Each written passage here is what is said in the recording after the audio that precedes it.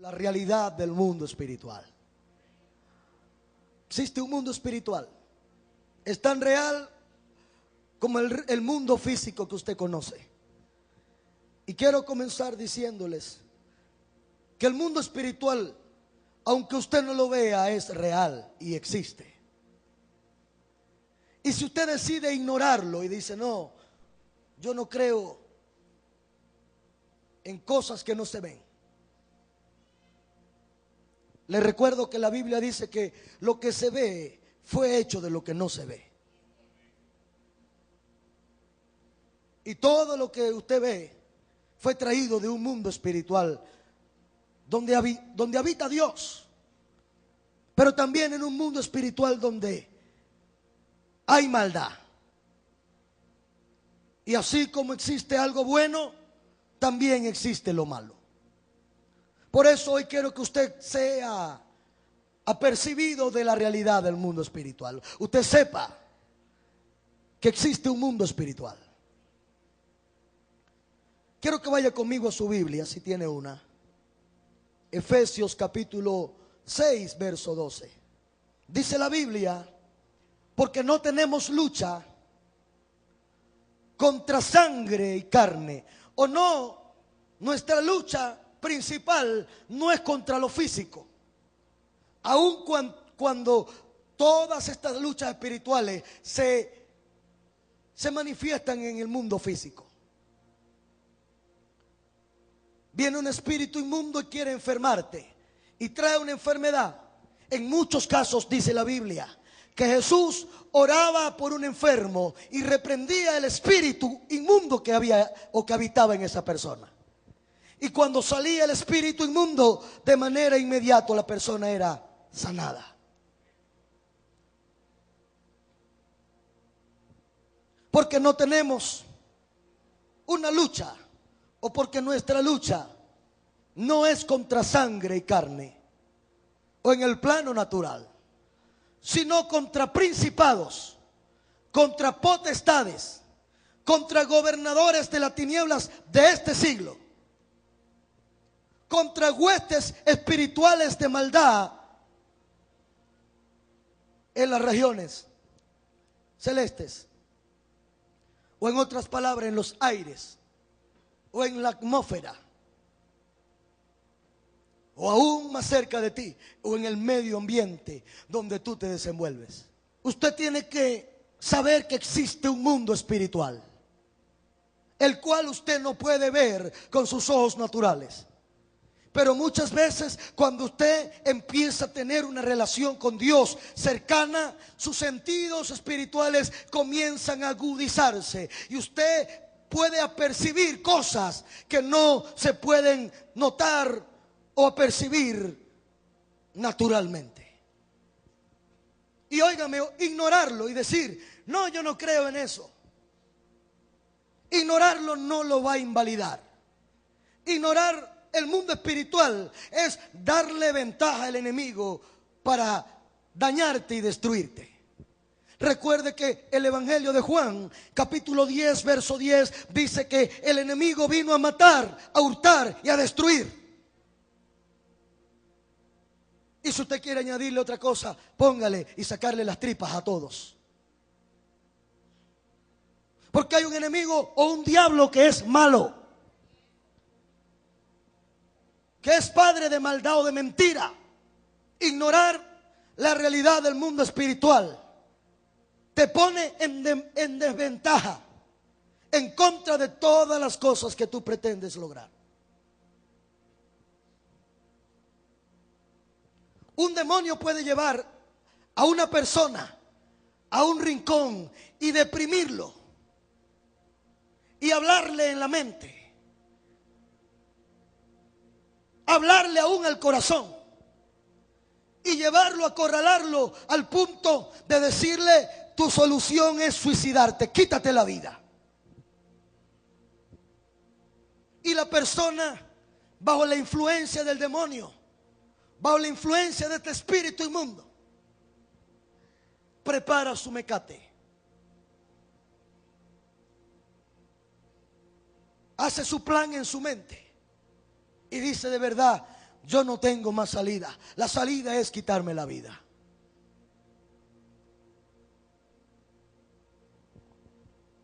Claro está que cuando el enemigo es descubierto, porque él siempre trabajará tras vestidores o trabajará encubierto, porque él es padre de oscuridad o de tiniebla, y él se va a mover en la oscuridad. Pero cuando viene una palabra como esta y lo saca a la luz, sus obras son manifiestas y ya no tienen el mismo poder. Por eso nadie diga que no es importante apercibirse de la realidad de un mundo espiritual.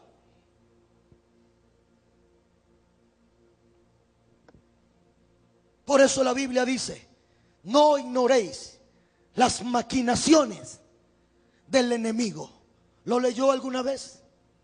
Lo dice la Biblia cristiana evangélica, pero también lo dice la Biblia católica. Así que usted no tiene ninguna excusa y usted no puede ignorar cómo trabaja Satanás, cómo el enemigo logra engañar y desviar a alguien al punto de destruir vidas, familias, destruir liderazgo, destruir matrimonios, destruir propósitos, destruir llamados. Y quiero que usted sepa algo que tal vez no lo sabía. Cuando usted llegó a Cristo y cuando usted le abrió el corazón a Jesús, todos estos espíritus inmundos que vivían con usted, influenciándole a usted, todos esos años que ellos lograron degradarle a usted en una condición inmoral, indecente, ilegal, todo eso de manera inmediata, cuando Cristo llegó, salió de su vida y usted fue libre. Y como dice la Biblia, a usted mi Señor Jesús la trasladó o lo trasladó de las tinieblas a la luz admirable. Usted fue trasladado de un lugar de oscuridad a un lugar de luz. Ahora bien, mi Biblia es clara que dice que cuando descuidamos el templo, que cuando descuidamos nuestra relación con Él, usted está en un grave peligro de que esos demonios inmundos que salieron de usted, que se la tienen jurada a usted, que le tienen un gran odio a usted, no van a descansar. Y su trabajo será tratar de regresar o volver del lugar donde Jesús lo sacó. Algunos quieren vivir con un desastre en su vida y pretenden que Jesús todos los días le limpie el desastre que hacen. Mi Biblia no dice que todos los días Jesús en la mañana venía con la misma canción a decirle a la gente del templo que salieran.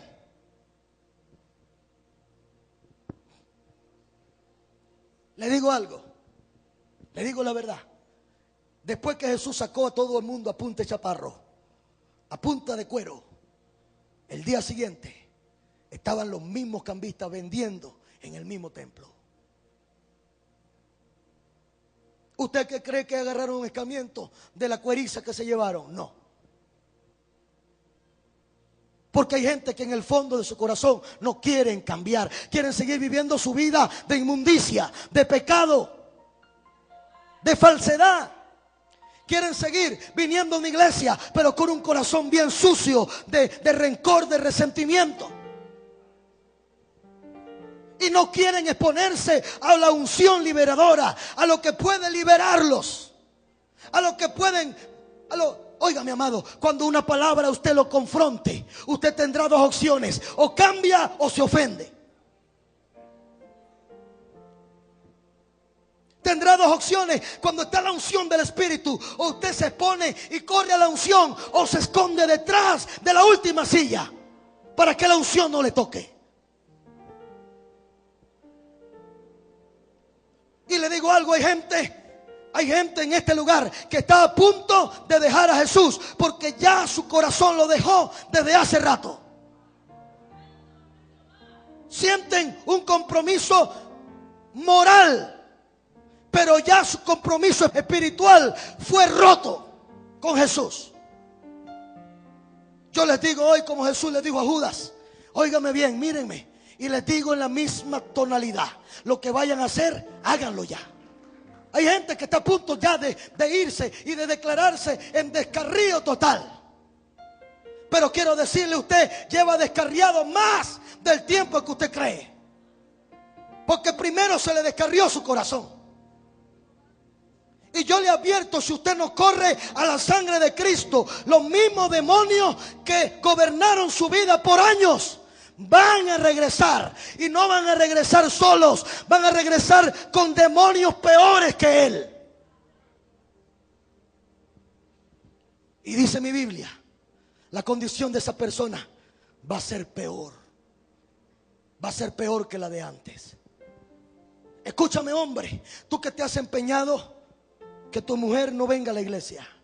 O escúchame, mujer, tú que te has empeñado en que tu esposo no venga a la iglesia y lo has limitado. En vez de ser de bendición para él o para ella, tú te convertiste en un freno.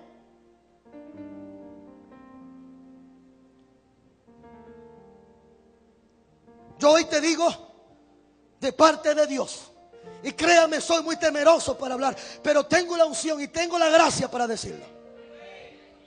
Tú estás en peligro que Dios te corte antes de tiempo. Veo gente que en vez de avanzar están retrocediendo. Retrocediendo. Y no importa lo que digan con sus labios, que quieren servir a Dios, que quieren amar a Dios. Hoy usted no me va a convencer a mí con lo que me diga. Usted me va a convencer con el fruto que me muestre. Porque la Biblia dice: por su fruto le conoceréis.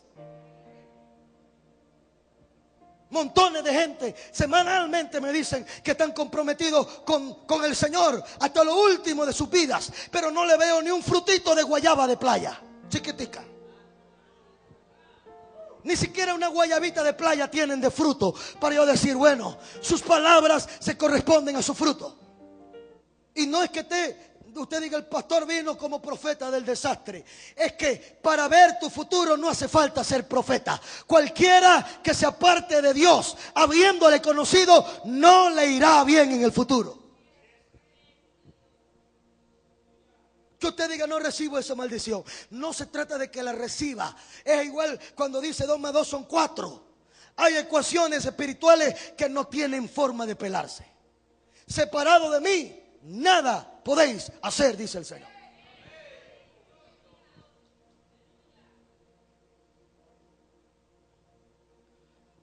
Y óigame, yo les predico una palabra que tiene el poder de liberarlos, de sanarlos, de hacerlos crecer espiritualmente. Pero no pretendan que cuando usted esté en la crisis espiritual más terrible, tenga que salir este pastor corriendo para allá, para su casa, porque su casa se le llenó de agua, se le inundó y ya la tiene las aguas hasta el cuello.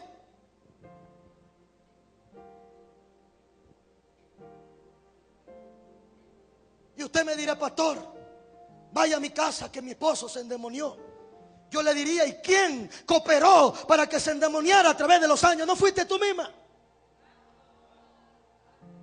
¿Quién fue el instrumento que muchas veces Satanás usó para cortarle la bendición tanto a ti como a todos los que andaban a tu alrededor? Yo quiero que usted abra los ojos a la realidad espiritual. Si usted llegó a Cristo, Satanás le tiene un odio. Los demonios que salieron le tienen un odio. Y es más, se la tienen jurada a usted. Por eso, antes de desmayar, usted tiene que fortalecerse en el Señor.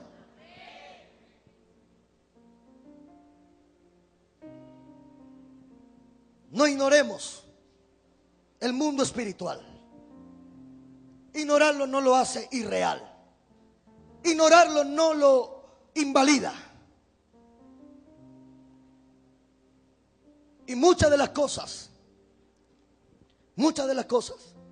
que suceden en el mundo natural son el resultado del mundo espiritual. Yo lo he visto. Yo he visto como gente tienen encima un espíritu de miseria y de ruina. Y no importa lo que hagan, No importa lo que reciban en su mano, se les vuelve sal y agua. Nunca puede prosperar, nunca pueden salir de deuda, nunca pueden salir hacia adelante. Se llama un espíritu de ruina, de miseria y de pobreza. Hasta que no salga eso, tú no vas a poder salir adelante. Emprendes un negocito y parece que va a prosperar, pero se cae. Empieza a tener unos ahorritos y cuando ya tienes 4 o 5 lochas reunidas, ¡pum!, tienes que defalcarte y vuelves a caer en la misma condición. Y usted dice: el gobierno, la situación, el país, culpe lo que sea, pero hay cosas en el mundo natural que tienen su origen en el mundo espiritual, porque la bendición de Jehová es la que enriquece y no añade tristeza con ella. Hasta que usted diga: ya yo no quiero vivir más en esta opresión. Quiero que la unción de prosperidad me alcance. Quiero que la unción de multiplicación me alcance. No quiero vivir ya en esta vida con cielos cerrados. Quiero cielos abiertos. Quiero caminar con cielos abiertos. La prosperidad es una unción. Yo dije: la prosperidad es una unción. No tiene que ver con suerte, no tiene que ver con economía terrenal, no tiene que ver con la situación política o económica de un país. La prosperidad viene de Dios. Y la voluntad de Él es que tú prosperes. Pero hay un mundo espiritual que se encarga de mantenerte preso, de mantenerte cautivo.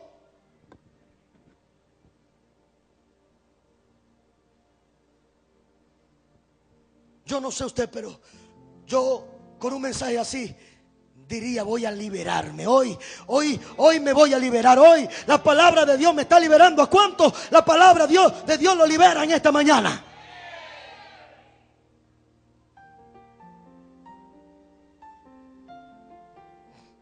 Muchas de las cosas que nos suceden en el mundo físico son el resultado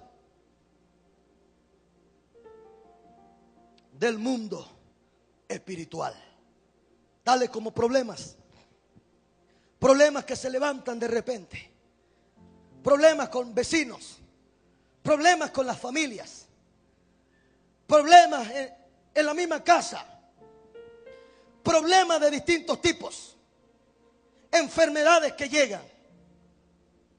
Hay familias que no salen de una. Cae a uno, se levanta uno, caen dos. Se levantan estos dos, caen tres. Ahora le digo algo: si usted va a ganar algunas batallas en su vida y quiere tener victorias físicas, debe aprender a pelear esas batallas en la línea espiritual. Aprenda a orar, aprenda a declarar la palabra, aprenda a plantarse en una palabra de fe y no moverse hasta que usted vea que Dios respalda su palabra. Aprenda a pelear sus batallas en la línea espiritual. ¿Por qué? Porque los ataques espirituales son reales. Son reales. Son verdaderos. Y no puedo creer que usted, que viene a esta iglesia o a cualquier otra iglesia, lee una Biblia, cree en un Dios que no ve y ora y canta a Él. Usted, cuando sale por esa puerta, usted ignora la realidad de un mundo espiritual. Ignora la realidad de un vecino brujo, de familiares que practican brujería y lo nombran a usted, de gente que le agarra envidia y hace cosas contra usted. ¿Cómo Satanás engaña a los padres en esto? Satanás hace que los padres sean luz para afuera y tiniebla para los de adentro. Óigame, usted tiene invertidas las cosas. Usted trata a los de afuera bien, con amabilidad, con amor. Y cuando se mete a la casa, se vuelve el ogro, se vuelve el maluco o la maluca, se vuelve el resentido con los suyos. Y con los de afuera, hay el mejor testimonio. Mira, la hermana fulana, le faltan solo las alas para que huele como ella no se llama fulana, ella se llama querubín.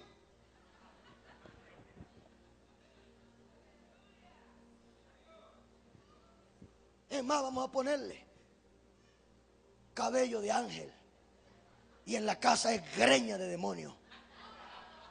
Dice la Biblia que el que no provee primero para los suyos, para los de su casa, no habla de una provisión necesariamente natural o física. Habla de que sea un proveedor. Yo puedo proveer lo espiritual para mi casa. Yo puedo ser un buen sacerdote para mi casa. Yo puedo ser un cabeza de casa y proveer.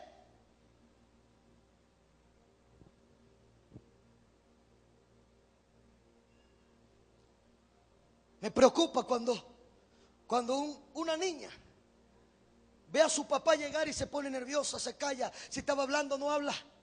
Se queda. Le tiene un miedo. No es respeto, es miedo.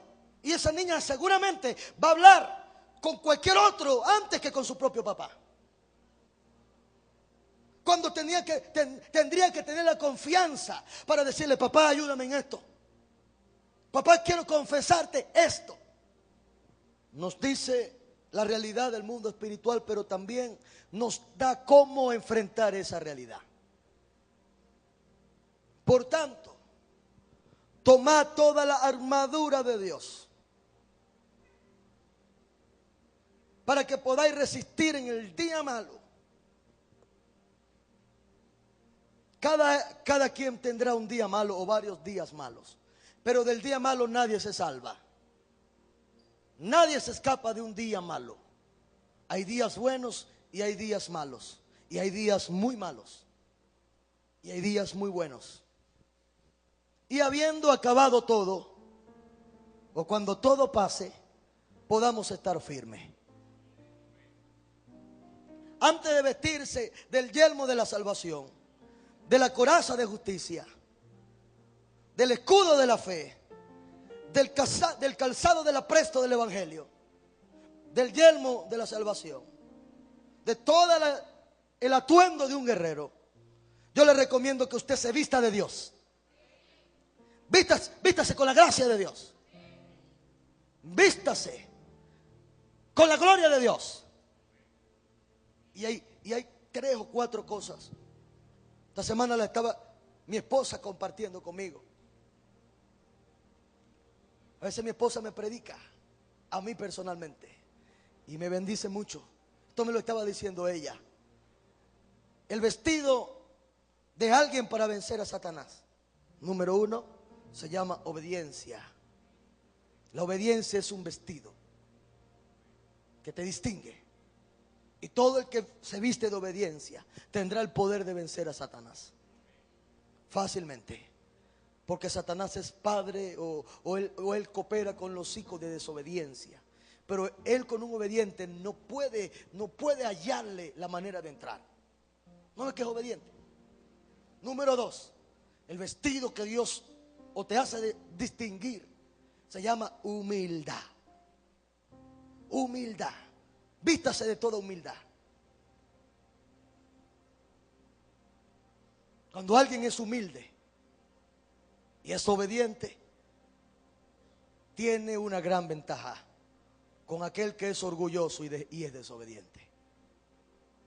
Todo lo contrario a lo que Satanás es. Y la número 3, ¿cuál era? Amor y perdón.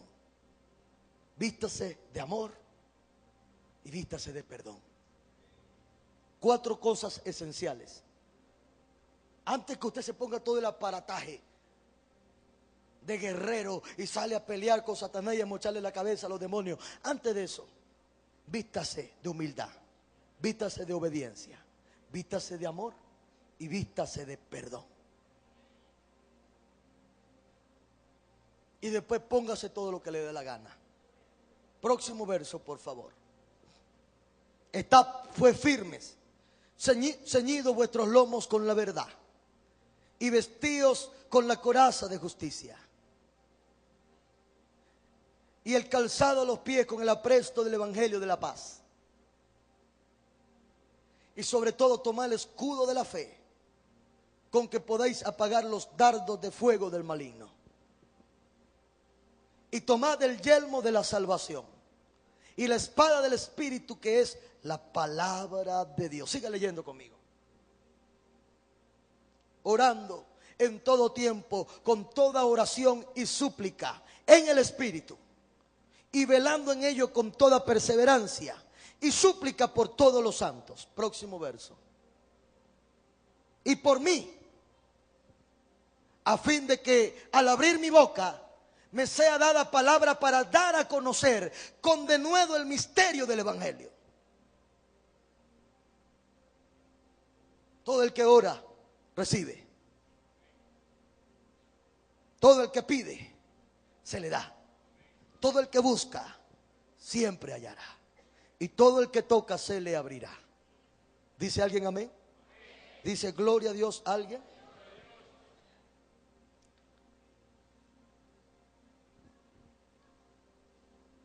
Y quiero hacer un énfasis aquí un poco, porque usted pretende obtener victorias alejado de los principios que Dios ha establecido en su palabra. Pablo le dice a ellos: ustedes tienen que orar por mí, porque yo soy el responsable de hablarles a ustedes. Y si mi boca está ungida y las palabras que yo les hablo a ustedes, las palabras lo van a bendecir, lo van a liberar y lo van a hacer crecer. Ustedes van a conocer cosas que solamente pueden ser reveladas por el Espíritu a través de la predicación de un hombre verdaderamente ungido.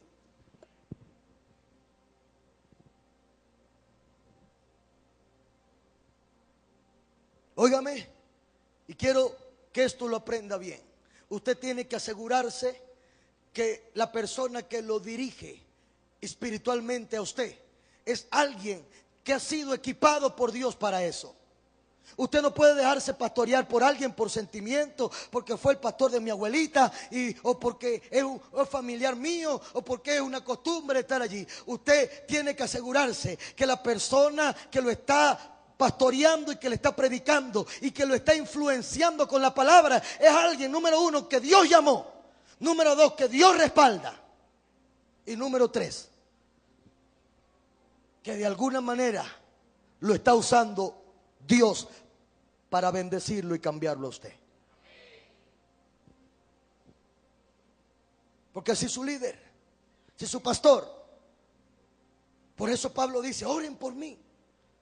Porque toda la lucha espiritual que ustedes tengan va a radicar con lo que yo les enseñe, con lo que yo les imparta. Porque si yo soy un hombre que gana victoria o que gana batallas en lo espiritual, ustedes tendrán que ganar. Si yo gano, ustedes ganan. Pero si a mí el enemigo me derrota, ¿qué quedará para ustedes? Por la cual yo soy embajador o representante en cadenas, que con denuedo hable de él como debo de hablar, como debo de hablar. Ahora bien, ¿por qué es tan importante orar por nuestras autoridades espirituales, por nuestros pastores, por nuestros líderes? Por eso le recomiendo algo. Usted vea y examine el resultado de la gente con la cual usted está demandando. Usted a veces se apega a gente que no puede desarrollarlo a crecer más de lo que usted está.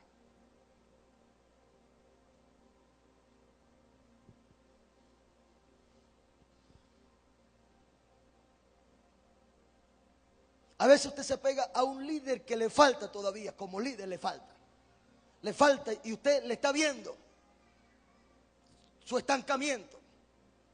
Y usted debe decir, porque la Biblia dice: considera cuál ha sido el resultado de su conducta e imita su fe. Un mal líder hará malos creyentes. Un buen líder hará buenos creyentes.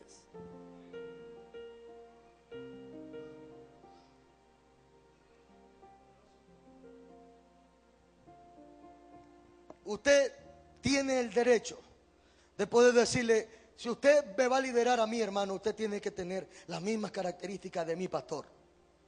Y tendría que tener el mismo espíritu de mi papá o de mi pastor. La única forma que yo, porque fue lo que pasó cuando transicionó de Moisés para Josué.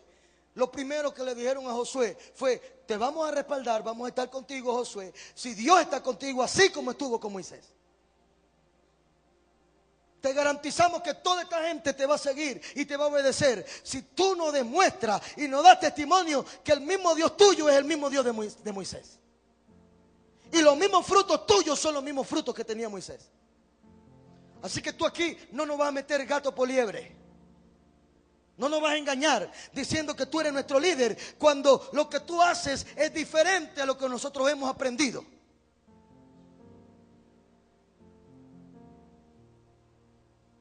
Gloria al Señor. ¿Alguien dice amén? ¿Alguien dice gloria a Dios? Así que, iglesia, no se los pido como algo egoísta y personal. Se lo pido como algo que es bíblico y que lo va a bendecir a usted. Oren por su pastor. El mejor apoyo que usted le da a su pastor es orar por él. Cada reunión que usted tenga y pueda decir: vamos a orar por nuestro pastor, que Dios lo ilumine, que Dios lo dirija, que Dios lo unja y que Dios esté con él. En aquel mismo tiempo, el rey Herodes le echó mano a algunos de la iglesia. ¿Para qué? ¿Para qué? Para rebanarle el pescuezo como mortadela, para matarlos.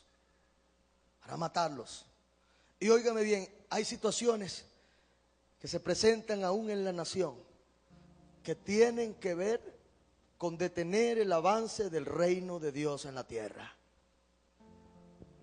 Todo esto que ha pasado, iglesias han quedado solas, iglesias han tenido que cerrar las puertas, iglesias han tenido que salir esparcidas. Se dejaron de fundar obras misioneras. ¿Sabía usted que no se están fundando nuevas obras en este país? En los lugares que se estaba predicando antes ya no se puede predicar. Por las carencias, las necesidades que hay, el poco financiamiento de la iglesia. Hay locales que han tenido que ser entregados porque no se pueden sostener, no se pueden pagar. Y lamentablemente cerraron la Santa María. Si usted hace un análisis, en el país se han cerrado muchas iglesias, más las que tenían como principal objetivo recoger dinero. Ofrendas, pactos, primicias, ultimatos, aguinaldos y todo lo que recogían esa gente. 5, 6, 7 ofrendas en un solo culto.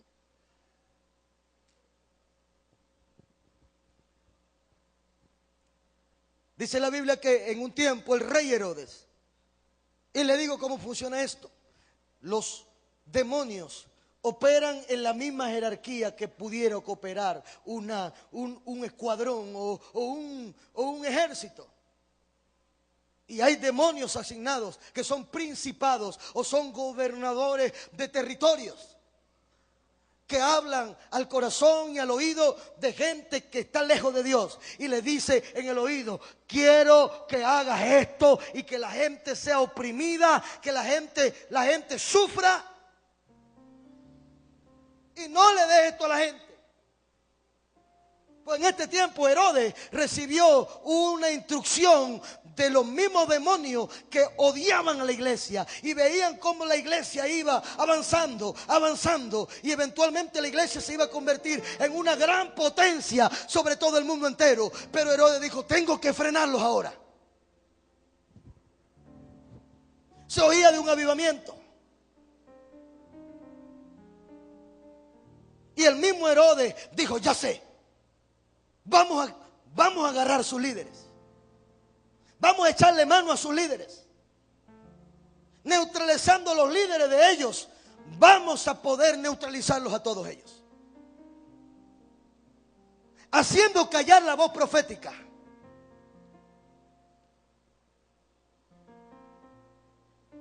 Próximo verso. Y mire lo que pasó. tragedia. Y mató a espada a Jacobo, hermano de Juan, gran hombre de Dios, gran discípulo de Jesús. Estuvo presente en la transfiguración, estuvo presente cuando fue resucitada la niña, la hija de la viuda. Cuando llegaron a aquella aldea y iban a pedir fuego del cielo, ahí estaba Jacob. Jacobo era uno de los principales en la línea. Juan, Pedro, Jacobo.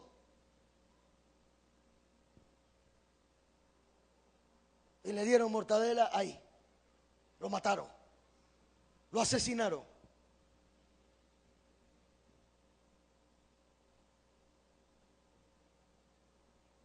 Para neutralizar el avance de la iglesia. La gente agarró miedo. Si mataron a Jacobo, imagínate qué me van a hacer a mí. Vamos a escondernos. Todo el mundo. Próximo verso. Y viendo que esto había agradado a algunos de los judíos, procedieron también de prender a Pedro. Agarraron a Pedro. Y entonces eran los días de panes sin levadura, en los días de fiesta. Mataron a Jacobo, agarraron a Pedro y le iban a hacer lo mismo. Pero la iglesia en un momento reaccionó y dijo: la realidad del mundo espiritual es verdad. Próximo verso. Y habiendo tomado preso, lo pusieron en la cárcel, entregándole a 4 grupos de 4 soldados cada uno, para que los custodiasen.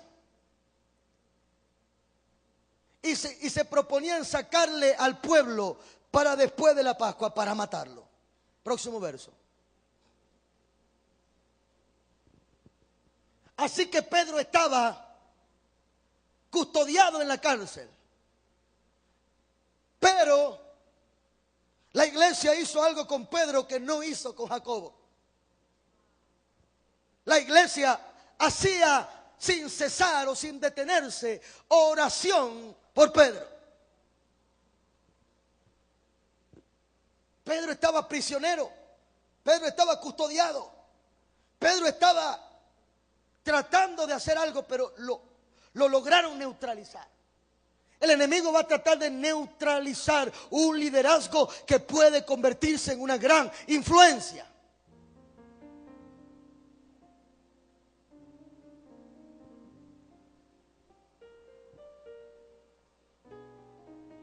Y quiero que usted lo vea de manera literal. Por eso usted tiene que siempre hacer oración. Por la gente que lo introduce, lo ayuda, lo enseña. Señor, bendice a mi pastor, porque si tú lo bendices a él, me vas a bendecir a mí. Señor, bendícelo, que la gracia de Dios caiga sobre él, porque si la gracia de Dios está sobre él, estará también sobre mí. Es un poderoso principio. Por eso yo le recomiendo nunca vaya que un brujo, porque la mayoría de ellos están limpios y quebrados. No he visto ni el primer brujo próspero. Y te dicen que te van a echar unos chaparrazos para prosperar. ¿Por qué no prosperarán ellos primero?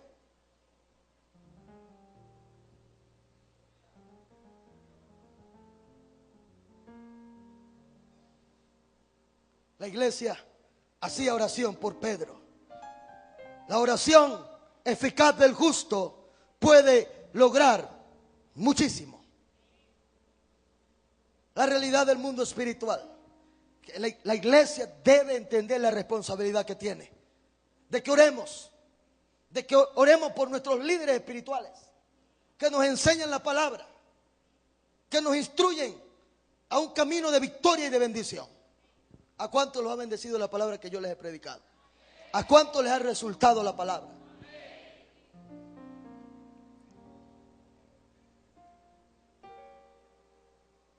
Otro hecho parecido, Hechos capítulo 7 verso 54. Mire lo que le pasa a gente que el enemigo usa. Entienda algo. Hay personas que son instrumentos de Satanás. Satanás usa sus bocas. Satanás usa sus vidas.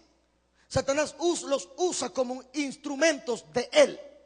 Y así como Satanás tiene su instrumento, Dios también tiene sus vasos de honra. Dios tiene su gente que Él usa y pone las palabras en su boca para bendecirte, para declararte el camino y para decirte: así te dice el Señor.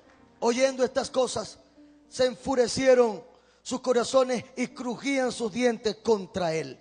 Eso se llama actividad demoníaca. Lo que le faltaba a ellos era revolcarse en el piso y echar espuma por la boca. Pero eran endemoniadísimos. Estaban bravos contra Esteban, porque Esteban estaba hablando la palabra de Dios. Porque Esteban estaba diciendo la verdad. Porque Esteban estaba anunciando. Y fíjense, la actividad demoníaca contra la influencia del reino de Dios siempre ha sido igual. Próximo verso. Pero Esteban estaba lleno del Espíritu Santo y los otros estaban llenos de demonios. Puestos los ojos en el cielo, vio la gloria de Dios. Vio la gloria de Dios. Y a Jesús, que estaba sentado a la diestra del Padre. Qué poderosa revelación tenía Esteban. Próximo verso. Y dijo: he aquí, veo los cielos abiertos y el Hijo del Hombre que está a la diestra del Padre. Un hombre con una visión espiritual tremenda, pero que al enemigo no le convenía. Próximo verso. Entonces ellos, dando grandes voces y tapando sus oídos, se atormentaban con lo que decía Esteban. Esteban decía: veo la gloria de Dios, el Hijo del Hombre. Tengo una revelación poderosa. Pero ellos, como estaban llenos de demonios, se tapaban los oídos. No queremos oír eso. Se atormentaban y arremetieron todos a la vez contra él. Próximo verso. Y echándole fuera de la ciudad le apedrearon. Y los testigos pusieron sus ropas a los pies de un joven que se llamaba Saulo. La muerte de este hombre, de Esteban, hizo que pasara algo en Saulo, que era jovencito. Y más tarde ese Saulo tuvo una experiencia con el mismo Jesús que vio Esteban. Esteban muriendo a punta de que todos los demás tiraron piedras contra él. Y Saulo viendo todo. Saulo decía: no se queja, no los maldice, no reniega. Este hombre debe tener algo diferente. Así que Pedro estaba custodiado en la cárcel, pero la iglesia hacía oración por él. Próximo verso. Y cuando Herodes lo iba a sacar, aquella misma noche estaba Pedro durmiendo entre dos soldados, sujetos con dos cadenas y con guardias delante de las puertas que custodiasen la cárcel. Próximo verso. He aquí que se presentó el ángel del Señor y una luz resplandeció en la cárcel, y tocando a Pedro por el costado le despertó diciendo: levántate pronto. Y las cadenas se le cayeron de las manos. Próximo verso. Y le dijo el ángel: cíñete y átate las sandalias. Y lo hizo así. Y le dijo: envuélvete en un manto y sígueme. Próximo verso. Y saliendo le seguía, pero no sabía si era de verdad un ángel o se estaba presentando una visión. Próximo verso. Y habiendo pasado la primera, la segunda guardia, llegaron a la puerta de hierro que daba a la ciudad, la cual se les abrió por sí misma. Y salidos, pasaron la calle y luego el ángel se apartó de él. Próximo verso. Entonces Pedro, volviendo en sí, dijo: ahora entiendo que verdaderamente el Señor envió su ángel que me librara de la mano de Herodes y de todo lo que el pueblo y los judíos esperaban. La oración de una iglesia activó una movilización de ángeles. Próximo verso. Próximo verso. Y habiendo consistido en esto, llegó a la casa de María, la madre de Juan, el que tenía por sobrenombre Marcos, donde muchos estaban reunidos. ¿Qué estaban haciendo? ¿Qué estaban haciendo reunidos? Allí era donde estaba. ¿Y dónde llegó Pedro? Donde estaban orando. Próximo verso. Cuando llamó Pedro a la puerta del patio, salió al escuchar una muchacha que se llamaba Rode. Próximo verso. La cual, cuando le reconoció la voz de Pedro, de gozo no le abrió la puerta, sino que salió corriendo adentro y dio la nueva de que Pedro estaba en la puerta. Imagínense usted eso. La muchacha llegó, estaba una rueda de oración y le dijo: ahora vamos a orar por el hermano Pedro. Entonces ella dice: Pedro está afuera. No, de verdad vamos a orar por él, para que Dios lo libere, pero está afuera. Y ella misma no creía el milagro que Dios había hecho. Próximo verso y último. Y ellos le dijeron: estás loca. Estamos orando, pero la oración no funciona así tan rápido. Es más, mañana vamos a hacer un ayuno por Pedro y después hacemos una vigilia el viernes por él. Pero está afuera. Tú lo que estás es loca, muchacha. Tú viste una visión o algo, pero está afuera llamando: vayan. Pero ella le aseguraba que si cualquier guardia por ahí estaba por ahí, lo agarraba otra vez y se lo llevaba preso. Por la iglesia quedarse y no entender la realidad del mundo espiritual. Así que entonces ellos decían: Pedro anda, pero anda en el espíritu por ahí. Ese es un ángel que se parece a él. Próximo verso. Mas Pedro ya tenía los nudillos de la mano tocando tum, tum, tum, tum, tum, y miraba para los lados por si acaso venía algún otro a meterlo preso otra vez. Mas Pedro persistía en llamar, y cuando le abrieron y le vieron, se quedaron asombrados. Dios va a hacer cosas que tú ni te imaginas. Levanta tus manos, cierra tus ojos, por favor. Comienza a orar. Señor, yo te doy gracias. Ábreme los ojos para la realidad del mundo espiritual.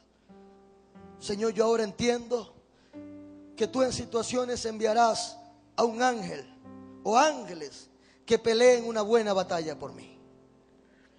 Nos mantenemos orando para ver el poder sobrenatural que reposa en la iglesia. Pelearemos en oración, ganaremos en oración. Oramos por la liberación espiritual de este país. Cuando menos lo pensemos, este país va a estar libre de la opresión espiritual del enemigo. Vamos a seguir orando por esta nación hasta ver este país libre. Se va a abrir la primera puerta, se va a abrir la segunda puerta, se va a abrir la última puerta, una puerta de hierro que Satanás ha puesto, Señor, y cada una de estas puertas se abrirán en esta nación. Este país será libre de la opresión del enemigo, de la opresión satánica. Yo lo creo, Señor, porque estamos orando por eso y lo veremos. El avivamiento tocará las puertas de esta nación. Nos llamará y veremos los días de gloria que hemos estado anunciando, que hemos estado esperando. En el nombre de Jesús. En el nombre de Jesús.